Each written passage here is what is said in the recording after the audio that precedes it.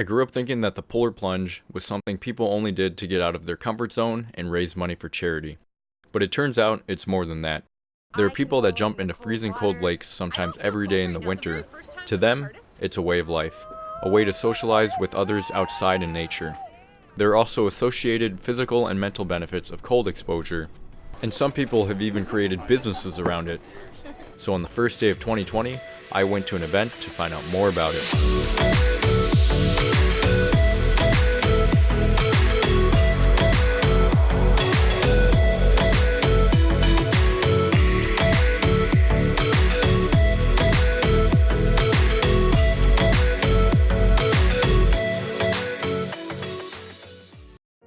Here I am in Cedar Lake in West Minneapolis, Minnesota for a New Year's cold thermogenesis event. I'd never seen anything quite like it. People walking around with little clothing on, some without shoes, yet everyone was socializing like the snow and cold wasn't even there. I couldn't help but feel like it was summer. It wasn't until the occasional first-timer dipped into the lake did I realize it was still winter.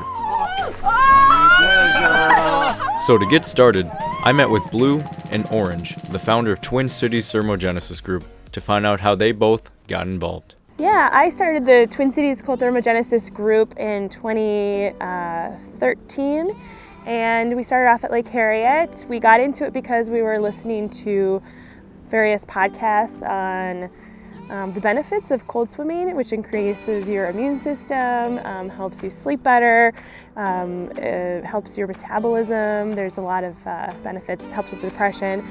And so we just decided to kind of push what we thought our limits were, and we embraced the cold.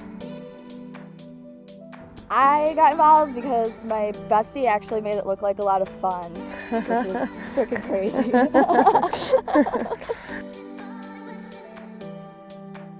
Cold thermogenesis is just the practice of regular cold exposure. And so polar plunge is an example, but those people only do it like once a year for 5 seconds and they're in wetsuits. But this is it's like a method or a practice, like you would do regular yoga or regular sauna practice.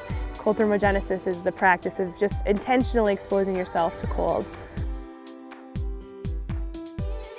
Physiologically, it increases your heart rate variability, which is a measurement that helps how recovered you are, so it speeds up recovery.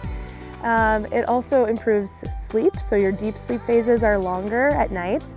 Anna, she was just here, she said her heart rate goes down by 6 beats on average per minute for the next 3 days. And then other physiological things are you have brown adipose tissue and white adipose tissue. And brown adipose tissue is something we have when we're babies, but it helps regulate our metabolism. And as we get to be adults, we lose brown fat. So this helps to increase your brown fat, and it helps with metabolism. I then met with Harvey Martin, the founder of Mind Strong Project, who built his business around enhancing performance through cold and heat exposure, to get his thoughts on cold thermogenesis. It's like I always tell people, if you were a petri dish and you had a bunch of cells, okay, well the weakness gets killed off through extremes. So cold and heat will kill off my weak cells. So if I have this petri dish, I want to go out and have my strongest cell system survive. And if I do that, I think better, I feel better, I eat better, I sleep better, I have a better relationship, I can communicate better. So it's a way of living. And the irony of it is that we've been doing this isn't like new, this is centuries, years old for a lot of cultures, and a lot of people do thermogenesis type work, and they do a lot of cold treatment. So I think if you can break your perception and your lens of it, you open up a world of opportunity that you'll find on your own, which will be awesome. It changed my life. So far, everything sounded great. To spice things up, I interviewed several participants to hear what they had to say about the practice of cold thermogenesis. My name is Mark Karan. Jeff Lavin. So Lisa. Heidi, girl with pink hair, Ann Fassbender. Josh Langawa. Dustin here. My friend Maria introduced me to it, and my main reason is I hate the cold. I learned about the Wim Hof method, which is a method taught by Wim Hof, and he emphasizes cold exposure and a breathing technique. And it's a way for me to feel empowered, like I can go in the cold water, in the ice, I can go to my car to go out and just do other things. I found out through November Project. I've done this for like a few years, and I've been big into biohacking and nutrigenomics, and I've been a trainer and stuff like that since 2005, 2006. November Project is a super awesome free workout community. Cities all across the world, 52 cities. You get together on a Wednesday morning, maybe more, at 6:30 and just work out for a while, give out some high fives and hugs, and then go have coffee. It's amazing. I heard about this plunge on Facebook. I was invited from a friend that's part of the group. The Twin Cities Thermogenesis group, and saw this event actually just the other day. So I was like, heck yeah, that's how I'm spending my New Year's. Oh, this is my first time. Yeah. My first time too. It's the first time with ice on the lake. This is my second time. My first time was just a couple of weeks ago. I wanted to test the waters before the New Year's. We've gone in twice, and we're Yeah. going back for a third. Yeah. Cold. It looked just as cold as it was. Right away, it's a shock. I would be lying if I said it was really easy once you get it. Pin prickles instantly, like icicles on your toes. It basically just kind of stings, and my arms hurt the most for me. It's always tough when you get anything cold. It's like your appendages, like your hands, your fingers, your toes. I think my toes are still warming up here. Still waiting for those to come back. It kind of stings, but then you go numb. So if you can get through that first 30 seconds, it's not that bad. The first time I noticed, I was like, oh my gosh, I don't have goosebumps when I first got out of the water. It wasn't that bad. It was just the feet.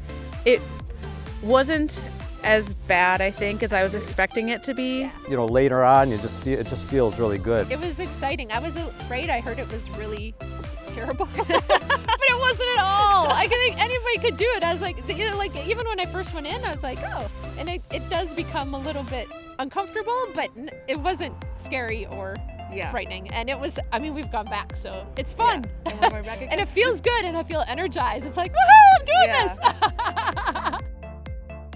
Probably not everybody, because you know, if you have heart problems and things, it's not advised. But you know, for most healthy people, I'd definitely recommend it. Definitely, it's not bad at all. Oh, heck yeah. I would, especially if you hate winter. The people are great. It's a nice community. It's a healthy benefit that Minnesota offers in the wintertime. I love it. I feel amazing. I feel like I just stretched I did like a whole 45 minutes of hot yoga. It's like a reset button. Once I get out, I just feel like a whole new person. I would start by doing cold showers. Orange recommended was to do 1-minute cold showers for about a month to lead up to this, since I had never done it before, and that was very helpful. Once you're in a cold shower for about 5 minutes or so, then you can come out here and tackle on the cold and nature a little bit. You also have to be aware of the ice is sharp, so wear socks when you go in. You don't want to cut your feet. Wear footwear and wool socks. It will keep you warm. I think wool socks are kind of the secret sauce. Gloves. You want to have mittens. Bust out some gloves, get the appendages warm. A hat too. Nice winter coat, nice winter hat. Wet slick boots. Wear something warm, easy to take off. Yeah. So you can, just like big sweatpants, you can quick throw them on the ground and jump in the water. Some looser clothes. I brought jeans. It wasn't bad to put them on because by then you're kind of warm, but it definitely would have been easier with sweatpants. Bring like one of those like little rubber mats out too, so all your stuff stays pretty dry. Or if you don't have that and you forgot like me, just take the mat out of your truck. Listen to your body.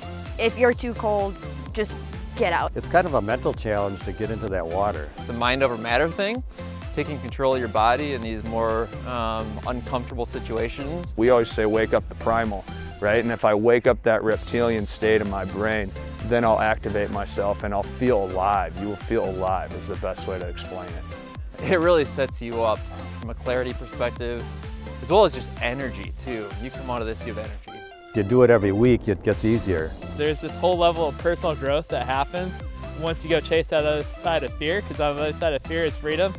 And freedom's fun. You get out and you're like, oh, well, that wasn't bad. So you totally level up.